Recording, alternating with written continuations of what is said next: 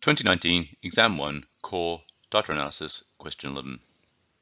Okay, this is one of the worst answered questions on the entire exam.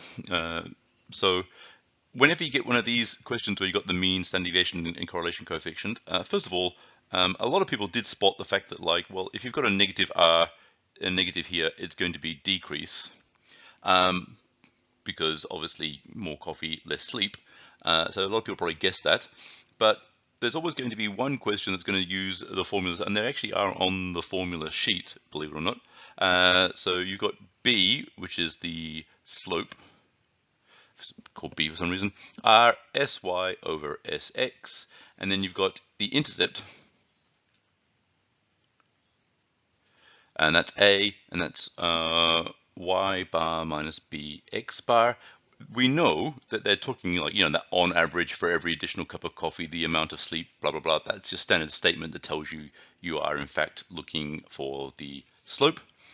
And so the numbers we need to be using here are that the B, the slope, is going to be R, which is minus 0.77. I'm going to multiply that by the standard deviation of Y. We're going to assume, fairly safe to say, that sleep is affected by coffee, not the other way around. I'm going to slide a line like that. So we know this is the Y and that's the X. So the SY is going to be sleep, which is 1.12.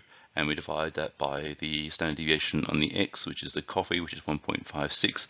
And that approximately equals 0.55. It's a negative, so the answer is A.